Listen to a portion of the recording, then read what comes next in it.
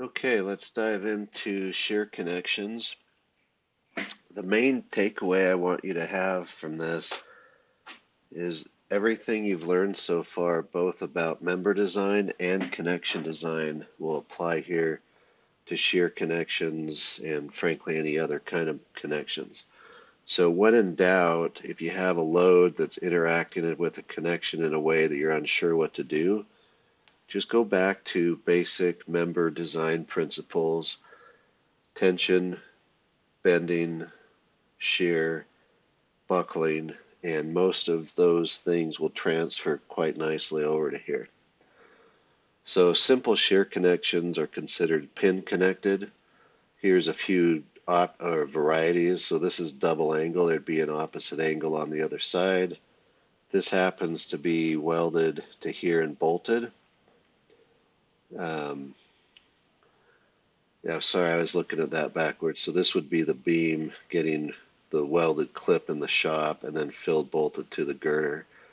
Here is a normal shear tab connection, so there's a plate on the back side that's bolted. And then here's an extended shear tab where the tab comes out from the column web. It has these stabilizer plates, and then it's bolted. And it looks like this connection was either not finished bolting or it was filled welded for some reason. Anyway, here's some other images. So double clips, shear tabs, bolt and end plate.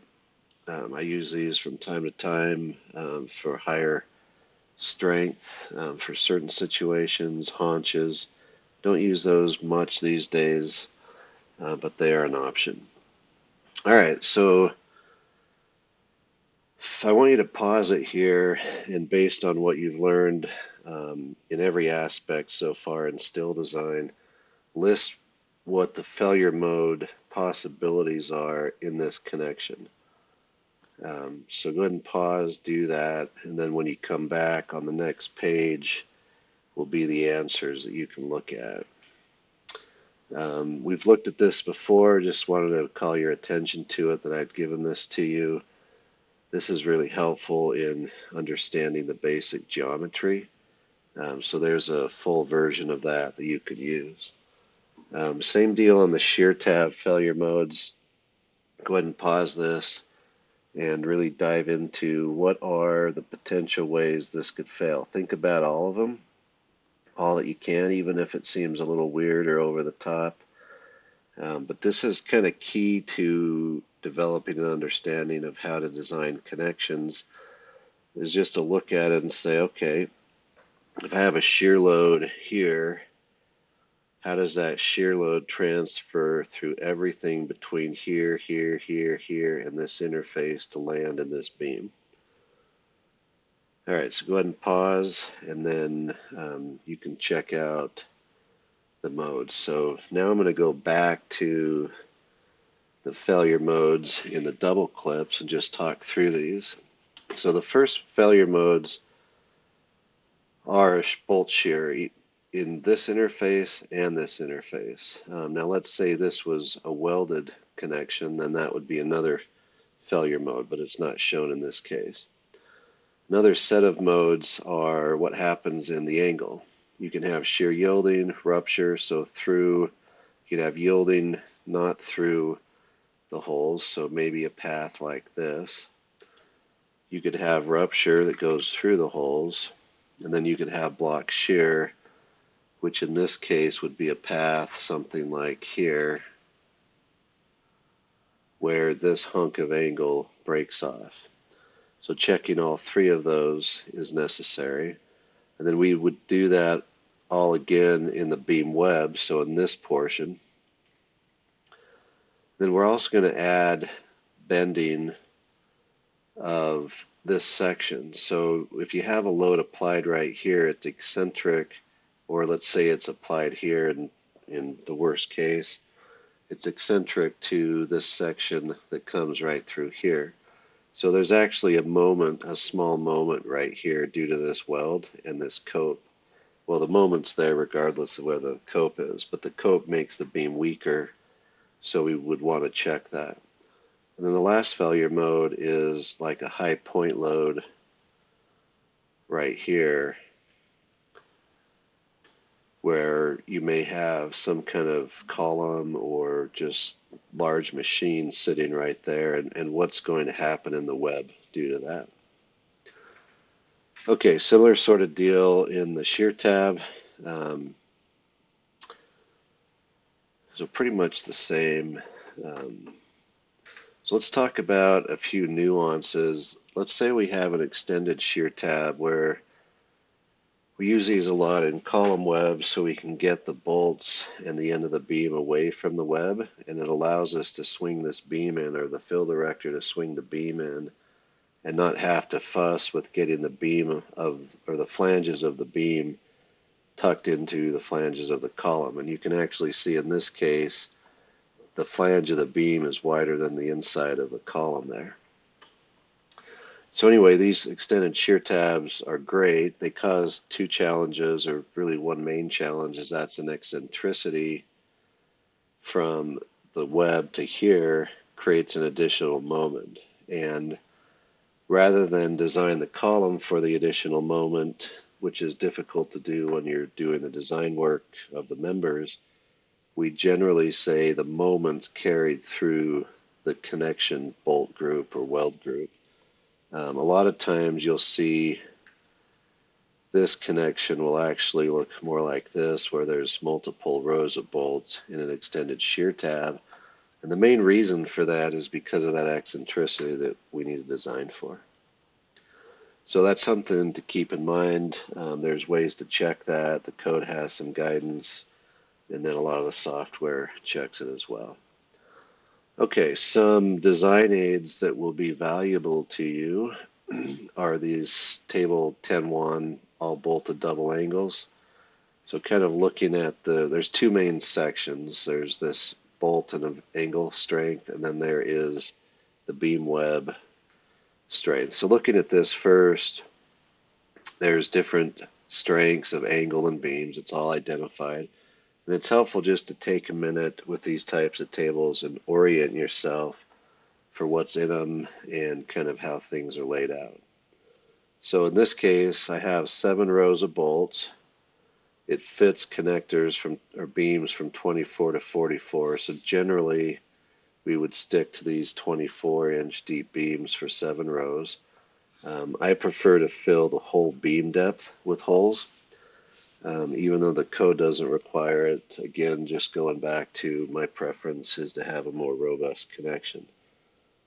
Not every fabricator fills that way. Okay, so that's the number of rows, fits that depth. Group A, which is the old A325s, threads included. They have slip critical, different classes. Group B bolts. So let's say we have this top one, threads included, standard hole. My angle thickness is 5/16. I have 217 kips of strength in a connection that looks like this right here. Double angle type connection. Okay, that's cool. That gives me the bolt and available angle strength. The next thing I need to do is look at the web strength through here. So this table, the next part of that same table, gives me the web strength, but notice it's per inch of thickness. So I need to go through, and whatever value I ferret out here, I need to multiply by the web thickness. That's critical because most webs aren't an inch thick. All right, so let's say we have cope, top and bottom beam, 1.25 inch vertical edge distance. So that's this dimension from hole to top. And let's say we have 1.5 inch horizontal distance. So that's from the edge of the beam to the edge of the hole. We have 420 kips per inch of capacity. So let's say I had 3/8 of my web was 3/8 of an inch thick, so I would take 420 times 0.375, and I get 157.5 kips. So then I would take the least of this value and that value, and that would be my capacity. All right, I want you to note that these calcs we've done so far really just cover from this line left. It doesn't look at this next little hunk of the beam where things have been coped. So to do that, I've got a little guidance here for you. Rather than just writing out all the code provisions, I'm going to have you folks look into them. So connections in part 10, usually not a problem, so the stuff we've been looking at. And then when we get to larger copes, sometimes there's a reason these copes get deeper. Maybe I had one that was 2.5 feet long once to fit under an existing closure plate. And so it was important to check what that removing the flange for 2.5 feet in that case had done. And maybe it's not 2.5 feet. Maybe you have a big girder that has just big fat flanges on it. So this cope may be quite large. Anyway, if you go to section part 9, page 9-6, you can see how that's done. And then the example, I've got calcs for that. So if I jump over to here, part 9 of this calc is basically the calculations to check that bending strength right there. So you get back to the right one. Okay, so backing up a hair bit, we talked about that. This is single plate, basically shear tab connection design table. You can see that the strengths are lower. So if I come here to 7 rows, I've got 217 kips with that thickness of angle. If I come here to 7 rows, I've got 108 kips. So basically half the capacity. So generally we use shear tabs in commercial construction where the loads tend to be less, and we're really designing beams for strength and stiffness, for bending, not so much shear. And then in industrial buildings, we'll use the double clips because it's nice to have some extra juice because you never know who's going to rig off your beam to pull a 50,000-pound piece of equipment out of a hole. Or more or less, as the case is. All right. So that, we talked about that. So again, this whole bending of this little section, in the end, if you look at this cross section, it's a WT shape. And all of you can find the bending strength of a WT for a member. We're just looking at it as really this portion still part of the connection. Okay, the last thing I wanted to get into with you is if we have high point loads on the web of a beam, so in this case, this column sits on a beam. This holds some type of equipment. We would want to look at that beam web here. Can that carry that high point load, or does our web want to buckle because of that? In this case, I don't believe I checked the web buckling strength. I just added this stiffener. And the reason it's an angle is because this was an existing beam. The contractor didn't want to field weld because it was on a roof, and it was just better for them to field drill holes that didn't create hot sparks falling onto the roof membrane. Okay, so that's kind of the basics of things here. This example here is one I wrote years ago and then just added this cope and bending business today.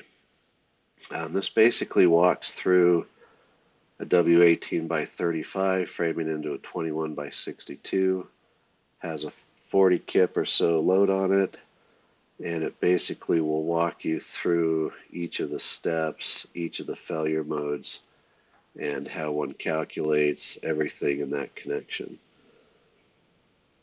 And that's what it takes. Connections really are just tracing the load path from where the load comes to the end of the member, how it gets transferred through different elements, in this case a bolt, a plate, and another bolt into the receiving beam, and then what are the effects on those connection plates or where we've made cuts to reduce the strength or to make the fit work. Okay, so that's all I've got here. Good luck on your quiz, and then we shall talk more in class, as we always do.